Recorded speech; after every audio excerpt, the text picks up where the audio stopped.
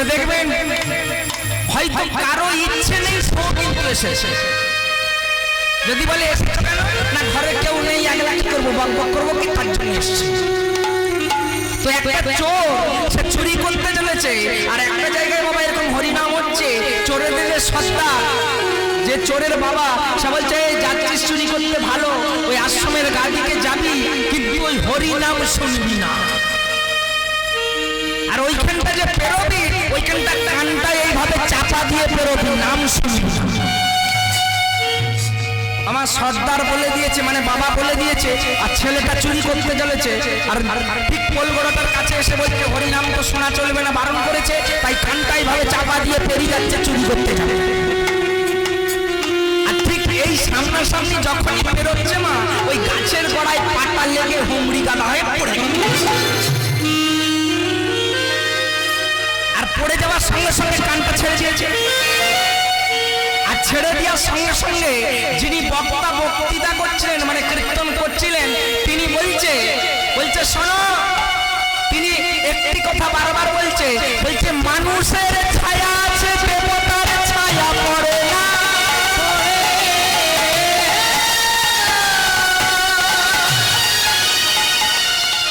ওমা কি কথাটি বললো, বলছে মানুষ যখন রোদে দাঁড়িয়ে থাকবে তার একটা ছাই পড়বে, রাত্রিতে যখন আলোতে দাঁড়িয়ে থাকবে তার একটা ছায়া পড়বে, কিন্তু দেবতাদের কোনো ছায়া পড়বে না। বাবা এই দুটি কথা সে শুনেছিল। হরি নাম সংকীর্তন যিনি করছে তিনি বলছে মানুষের ছায়া পড়বে আর দেবতার ছায়া পড়বে না, ও কানে চাপা দিয়ে চলে চুরি করেছে, চুরি টুরি করে বাড়ি ফিরেছে। এদিকে যে চোরেদের সর্দার দুজন এসে বলছে পুলিশ এখন একবারে উল্কাপাত করে তুলেছে, তোমাকে ধরবে বলে বাবা। একবারে উপর মহল থেকে কড়া আদেশ এসছে থানাকে, যে থানার যে বড়বাবু আপনাকে এই দুদিনের মধ্যে ওই বড় ডাকাতদের দলটাকে ধরতে হবে।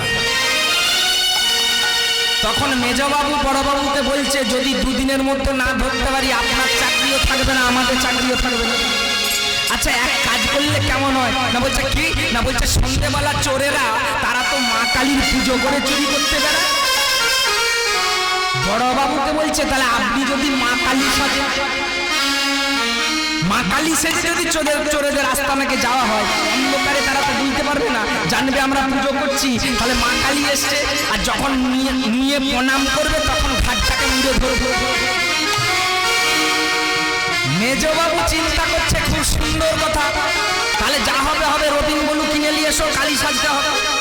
ওমা গোটা গায়ে টায়ে মেখে নিয়েছে, মেখে কালী সেজেছে, আর সেজে গিয়ে চোরেদের আস্তানায় গিয়েছে। আর চোরেদের আস্তানায় যে মেন সর্দার, আর সেই যে ছেলেটা কি শুনেছিল, কি শুনেছিল মা, মনে রাখবেন এরকম মাঝে মাঝে জিজ্ঞাসা করবেন। কিন্তু বেলাটা এত ছোট হয়ে যাচ্ছে, কি যে শোনাবো সেটাই চিন্তা করছি, লীলা ধরবো না এভাবে তত্ত্ব করে যাবে জানি।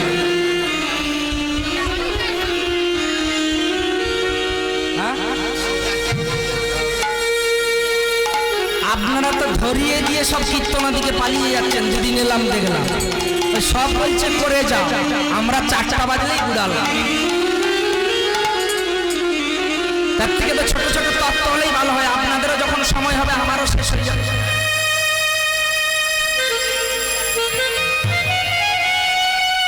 ওমা মা কালী সেজে বড়বাবু গিয়ে দরজায় দাঁড়িয়েছে, রবিন বলু মেখে, আর এদিকে যে দলের সর্দার মানে ছেলেটার যে বাবা, সে মায়ের পুজো করছে রক্ত জবা দিয়ে। শরণাগত বিনাশ পরিত্রাণায় পরায় সর্বস্ব হরে দেবী নারায়ণ নমস্তুতে।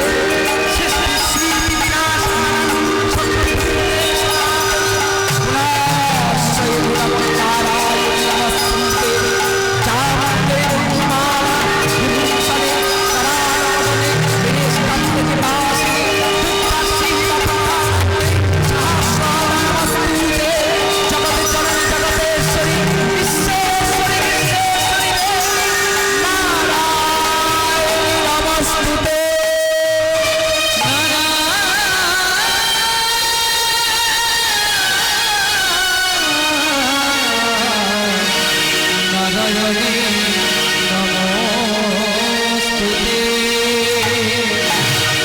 ওমা, যেটা টিম টিম করে জাগ প্রদীপ জ্বলছিল চোরে, সে তো আর বড় আলো জ্বালে না, চোর ধরে ফেলবে বলে। বাবা সেই প্রদীপটা নিয়ে এইভাবে বড় সর্দার মায়ের মুখের দিকে দেখছে, দেখে ছেলেকে বলছে, ওরে এতদিন পুজো করছি, মা কোনোদিন আমার সামনে এসে দাঁড়ায়নি, আজকে কি সুন্দর দাঁড়িয়ে আছে দেখ। ছেলেটা পেছন থেকে যখনই দেখতে গিয়েছে, আমার প্রদীপের ছায়াটা মা কালীর পেছনে ছায়া পড়েছে। আর যখনই প্রদীপের আলোতে ওই চোরের ছায়াটা মা কালীর ছায়াটা পেছন দিকে পড়েছে, তখন সেই কীর্তনিয়ার কথাটা মনে পড়েছে, মানুষের কোনোদিন ছায়া দেবতার ছায়া থাকে না, থাকে আমার যে যখন মরবে বলেনি তোর মরণ ছিটকে তিনি ধরেছে রে, বলেনি ই তো মা কালী ভেবে প্রদীপটি রেখে প্রণাম করছে আর বড় বাবু ঘরে ধরছে। আর ছেলেটা যে বলেছিল ছায়া পড়েছে, ছেলেটা ছায়া দেখে পেছনের গেট দিকে বাকি দলবল নিয়ে পালিয়ে। ছেলেটা পালালো কেন? শুধুমাত্রই দু কথা হরিনাম শুনেছিল। ছায়া মানুষের পরে, দেবতার পরে না, তাও বিনা অনুমতিতে গাছের শিকড়ে পা লেগে পড়ে ই বলে দিয়েই পালান, বাবা ই ঠাকুর লই কালী নয় বড় বাবা। সঙ্গে সঙ্গে পুলিশ পেছনে বড় বাবুকে ধরে নিয়ে চলে গেল। আমার সেই রকম সংসারটাকে ওই মানুষের ছায়ার মতো ফেলে দিতে হবে। শুধু একমাত্র কৃষ্ণ চিন্তা, ভগবত চিন্তা। এত ভক্ত তো এসেছে, মায়েদেরকে বলছি, বহু কীর্তনিয়া গান করলো, বহু কীর্তনিয়া করে চলে গেল, বহু শ্লোক শুনলেন, বহু লীলা শুনলেন। আজকে দুজনকে জিজ্ঞাসা করছি, 1.5 মাস হয়েছে, কে কি লীলা করে গেছে, কি করবো? প্রথমে হলো যা হতো, তো শেষে কি করবো? বলছে বাবা কি যে করে গেল কালকে জানি, গতকাল কীর্তন হয়েছে, বলছে কি যে করে গেল জানি না। আমি কিন্তু সাত ডুবিয়ে বসে বসে শুনতে পাচ্ছি, আমার কাছে খবর আছে কালকে নাকি দান লীলা হয়ে গেছে। হয়েছিল দান? তাহলে কেমন শুনছেন দেখছেন? আর সেই জন্য এখন কীর্তনিয়ারাও কি হয়েছে বাবা, সব ফাঁকি দিয়ে ফাঁকি চলে যাচ্ছে। জানেন এদেরকে একবার প্রথম কি হয়েছিল জানেন? প্রথম কীর্তন করতে গেছি, প্রথম আমার গুরুদেব এসেছিলেন এখানে, সবাই জানেন, শ্যামসুন্দর অধিকারী মহাশয়। তো গুরুদেব বলছে, তোকে যখন গান শেখালাম তুই কেমন করে গান করছিস, আমি তো বাঁশি বাজাতে পারি, আমি তোর দলে একটু বাঁশি দেব। ও বাবা, আরো ভয় লেগে গেছে, গুরুদেব বসে থাকবে, আমাকে গান করতে হবে। আমার বহু ভক্ত এসেছে বা আর গান করছি। তো বাবা অনেক অনেক জায়গায় কীর্তন শুনতে যায়, অনেকে বড় বড় গাড়ি করে, বড় বড় ইয়ে করে, তারপরে বলি কি লীলা করলো, কোথায় কি করলো, কি যে করলা গা জানবি কে। অমন যাওয়াই হবে না, যতটুকু নেবেন হৃদয় মন্দিরে, মন মন্দিরে নিতে হবে, তাছাড়া আর ইয়ে করা যাবে। তো গুরুদেব বলছে সর্বপ্রথম আমার শ্রেষ্ঠ লীলা আমাকে আমার গুরুদেব থাকাই করেছিলাম শ্রীকৃষ্ণের কালিয়া নাম। তো বাবা কালিয়া নাগের মাথায় যখন নাচ করছে ভগবান, তখন একটা বেতালে পা পড়ে গেল, লোক দেখে ভয়। বাবা বাঁশি বাজাচ্ছিল, তখন করে এরকম আর বাঁশি বড় বড় লম্বা লম্বা বাঁশিয়ে করে পেছন থেকে ভ্যাটাস করে পায়ে পা, আপনাদেরকে দেখাবো না, এখনো দাগটা আছে মারে এই গিরাটা। করছিস কেন? এত ভক্ত জিতেছে, মায়েরা জিতেছে, বাবারা জিতেছে, তো কি করবো, কি হবে? বলছে আরে ওখানে তুই যখন দাঁড়িয়েছিস, আজকে গুরুদেবের কথাটাই সত্য বাবা। এই আসরে এতদিন 1.5 মাস কীর্তন হয়েছে, বহু কীর্তন বহু রকম বহু কিছু বলে দিয়ে চলে গেছে। আপনারা জানেন যে এটা নয়, আপনারা কিন্তু প্রতিবাদ করেন না। করেছেন? চিন্ময় যদি আজকে একটা কথা খারাপ বলে দেয়, চিন্ময়কে বলতে পারবেন কি যে বাবা তুমি এই ভাষাটা কথাটা ভুল বলে? সেই জন্য কি বললেন যে যত ভক্ত আসিবে তত বেনাচা,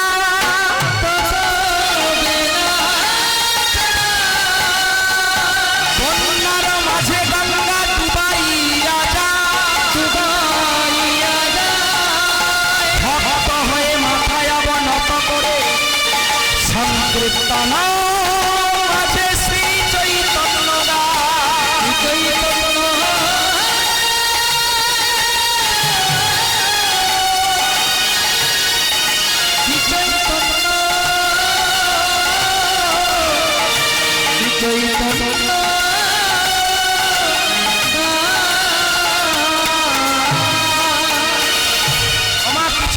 প্রচন্ড বৃষ্টি হয়েছিল, এখানে বান হয়েছিল, বন্যা হয়েছিল। খালের গায়ে, বন্যার গায়ে, খালের গায়ে কতগুলো ব্যানা চালাচ্ছে দেখবেন, অনেক ব্যানা চালাচ্ছে, ব্যানা চান না? যখন জল আসে তখন কি হয়, জলে ডুবে সাথে ভেসে যায়, আবার জলটা চলে গেলে, পলিটা চলে গেলে বাবা আস্তে আস্তে আবার মাথা বলছে আরে তুই বক্তা, ওরা শ্রোতা, ওরা সব ব্যানা চালের গাছ একটু। তো বাবা আজকে কীর্তনের মাঝে দেখতে পাচ্ছি বহু জায়গায় কীর্তন করতে যায়, আরো দূর দূর দেশে দেখি যে যা বকে যাচ্ছে, স্বাস্থ্যও নাই অস্বাস্থ্য। যাই হোক, শ্রী মধুময় শ্রী বৃন্দাবন আজকে সবাই চিনেন। এই পশ্চিম মেদিনীপুর সাতগুটি গ্রামের আমার এই ক্ষুদ্র দল সম্প্রদায়ের পক্ষ থেকে আপনাদের আকুল চরণে অনন্ত কোটি কোটি ধন্যবাদ।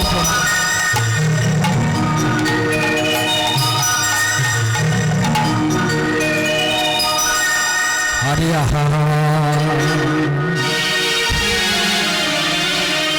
আজ বৃন্দাবন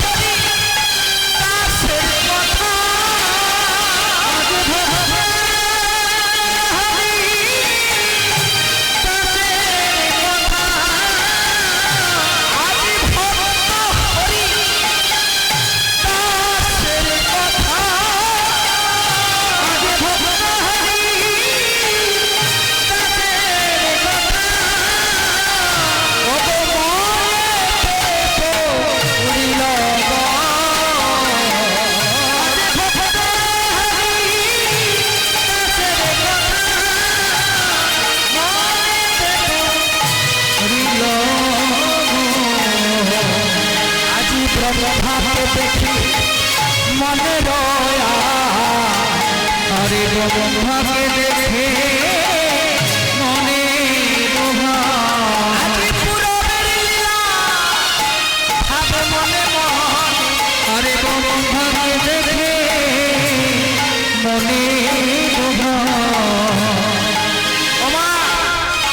আজকে বৃন্দাবনে গৌর বৃন্দাবনে শ্রীকৃষ্ণ ভগবান আর কি করলেন, ব্রহ্মাকে দর্শন করলেন। দর্শন করে আজকে ব্রহ্মার পূর্বের ভাব। আজকে লীলার আস্বাদন বস্তু হলো ভক্ত হরিদাস। আজকে ভক্ত লীলা ভক্ত হরিদাস আমার। তাই আজকে শ্রীময় শ্রী বৃন্দাবনে, শ্রী মধুময় বৃন্দাবনে গোচারণে চলেছে নবলক্ষ ভেন নিয়ে আমার ভগবান। তার বাড়ি থেকে নন্দ ঘোষের ঘর থেকে আর যশোমতীকে বলল, মা গো তুমি আমাকে সাজিয়ে দাও, আজকে আমি বসতে যাব। আর গোচারণে যখনই বনে চলেছে ঠিক সাজিয়ে দিলেন মা। আর সাজিয়ে দিয়ে নবলক্ষ ধেনু নিয়ে আর সখাদেরকে সঙ্গে নিয়ে চলেছে বন। এই শ্রীরাম, এই শ্রীরাম, এই মুসলাম, আয় আয় আয়। নবলক্ষ ধেনু নিয়ে গাইতে গাইতে চলেছে। বনে যা যা বনে যা যা আনন্দ তোলা বাজে চরণ নপুরে রণ ছোট বনে যা আনন্দ তোলা বাজে চরণে নপুরে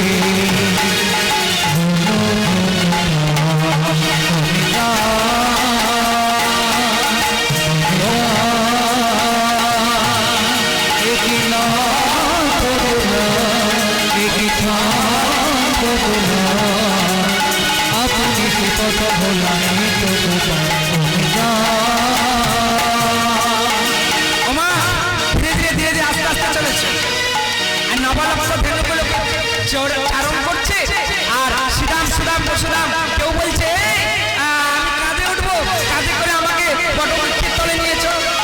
কেউ বলছে আমাকে যমুনাকে নিয়েছো। কেউ ধুলো মাখছে, কেউ ধুলো দিচ্ছে। আর এদিকে কি হলো মা? ব্রহ্মলোকের ব্রহ্মা, সৃষ্টিকর্তা ব্রহ্মা, চতুর্মুখী ব্রহ্মা, তিনি বলছে সেই মধুময় শ্রী বৃন্দাবনে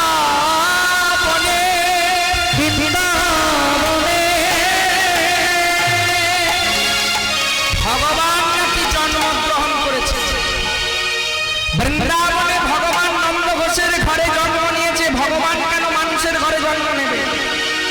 আমাকে দেখতে যেতে হবে কেমন ভগবান, ভগবান কি করে, ভগবান কোথায় থাকে, ভগবান কি হয়। সৃষ্টিকর্তা ব্রহ্মা ব্রহ্মলোক ছেড়ে বাবা কি করলেন? চলে এলেন মধুময় বৃন্দাবন। আর মধুময় বৃন্দাবনে আড়াল থেকে দাঁড়িয়ে দেখছে কেউ সখারা কাঁধে করছে, কেউ ধুলো মাখছে, কেউ গায়ে দিচ্ছে, কেউ একটু খাবার খাইয়ে দিচ্ছে। পরম ব্রহ্মা চিন্তা করছে কেমন ভগবান, এ কেমন ভগবান, এ যদি ভগবান হবে এত খাবে কেন, তো বৈকুণ্ঠে থাকবে। এ যদি ভগবান হবে ধুলো খেলা খেলবে। এ যদি ভগবান হবে ছেলেদের সঙ্গে কাদা মাখবে কেন, ধুলোই গড়াবে কেন? আমি পরীক্ষা করবো তুমি কেমন ভগবান। কি পরীক্ষা করবো? সম্মুখে দেখলো নবলক্ষ ধেনু।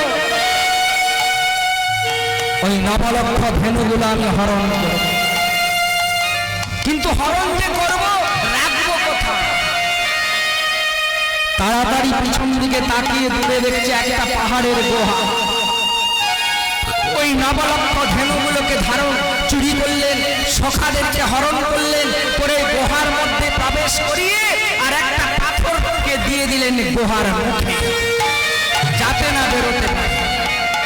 সৃষ্টিকর্তা ব্রহ্মা অহংকার আমার ভগবানকে পেতে গেলে বাবা অহংকার নিয়ে হলে হবে। অহংকারের মঞ্চ থেকে নামতে হবে। অহংকারের মঞ্চ থেকে যদি নামতে পারেন তবেই কীর্তন শুনে লাভ আছে, ভগবত শুনে লাভ আছে। আমি এখানে সারাদিন কীর্তন শুনলাম, বাড়িতে গিয়ে আমি অহংকার করে ঝগড়া লাগলাম। কারো জায়গায় একটু কম আছে, আমি তার জায়গা থেকে দুটো কাঁটা বিছিয়ে দিলাম, সকালে উঠে পা দেবে। যত ভাগবত আস্বাদন করেন, যত কীর্তন শ্রবণ করেন, কোন লাভ হবে? মা একটা কথা বলুন তো, এই যে আমরা জন্ম নিয়েছি না জন্ম দিয়েছি? বাবা আমরা জন্ম নিয়েছি, নিতে পেরেছি না। আমাদিকে জন্ম দিয়েছে কে? না আমার বাবা। আমি জন্ম দিয়েছি কাকে? আমার ছেলেকে। তাহলে আমরা জন্ম কিন্তু কেউ নিতে পারি, নিতে পেরেছি? আমি আবার জন্ম দিয়েছি আমার ছেলেকে, সে আবার জন্ম দিবে তার ছেলেকে, বংশ পরম্পরা হয়ে আসছে। একটু পুকুরের গোড়ায় গিয়ে দাঁড়িয়ে দেখবেন গাছের ছায়াগুলোকে উল্টো দিকে দেখবেন, গোড়াটা নিচে দিকে, মাথাটা উপরে। আমাদের সংসারের দৃশ্যটাও ঠিক তা। আজকে ভাগবত চিন্তা করছি না, কীর্তন আস্বাদন করছি না,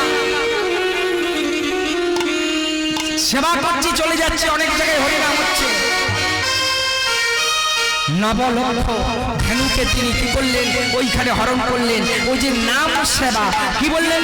চৈতন্য চরিতামৃতে বললেন এই নাম অপরাধে হবে সেবাতে খণ্ড, সেবাতে খণ্ড। আরে সেবায় অপরাধ হইলে জীবের নরকে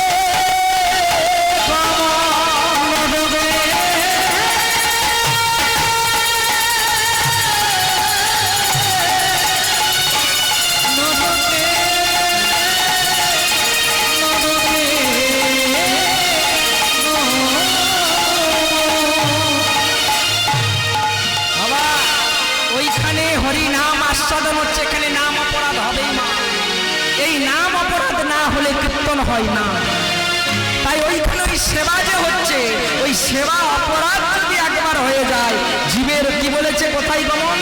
নরক। নরকটা কোন জায়গা? যেগুলো নর্দমার কীট পোকামাকড়, যেগুলো পচা জীবনে বাস করছে। বাবা যারা সেবা করছে, নাম শোনার নাম করে একটু বাতাস খাচ্ছে, ঘর পালাচ্ছে, তাদের এ জন্ম আর হবে না। নাম সংকীর্তন